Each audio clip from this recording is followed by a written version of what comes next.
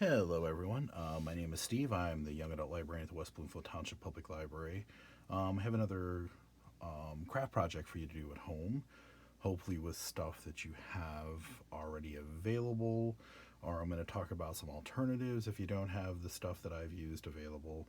Again, the craft projects I'm trying to do are things that you're going to have laying around the house, hopefully from other craft projects, or using things that you can readily find around the home.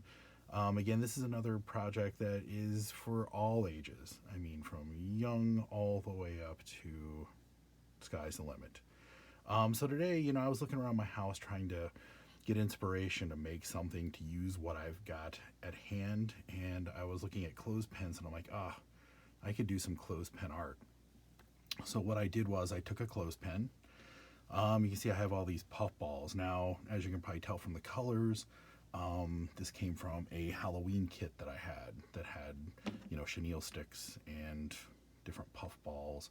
You can tell they're Halloween colors, the orange, purples, blacks, whites. And so again, I used those for this project just to reuse them. And I had some, eyes in that kit too, or from some other kit that I was able to repurpose. So then I decided, hey, I'll make this caterpillar. So then I just use craft glue, standard thing. You can use any kind of glue, scissors, just grab what I had and just tried to draw inspiration from it. And then I just glued the puff balls on top of my caterpillar to give it that bumpy look. Glued my eyes on. Then I took a Q-tip and just put a line of craft glue across the bottom. I cut my chenille stick into segments and glued those on as well. And so let's say you don't have this stuff readily available. Well, if you don't have the puff balls, what else could you use? Cotton balls. You could actually color them, if you have markers. Let's say you don't have the chenille sticks. Well, you can use Q-tips. And you can see here, I haven't added these yet, but I was like, I can make little antennae. So I just took my Q-tip, I cut the ends off, the buds off. I colored the buds, so you can use those as the legs. You could also use those as the antenna on top of your caterpillar.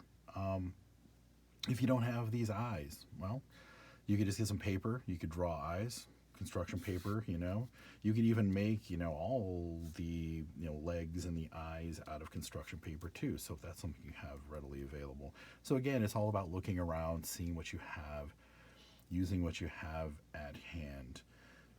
So again, just be creative. And then, what's the next step with something like this? Well, I might take a magnet, put it on the back, and use this as a refrigerator magnet.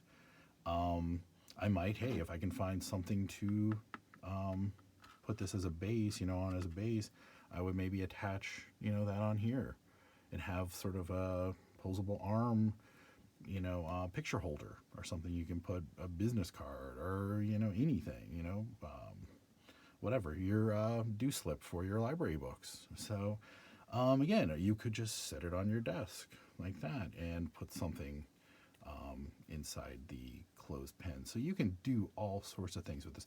You could also, if you have some string, stretch some string across your room, hang these, there, decorative things. Again, you can hold artwork, you can hold pictures, So there's all sorts of things, and you can, use something like this for after you've completed it.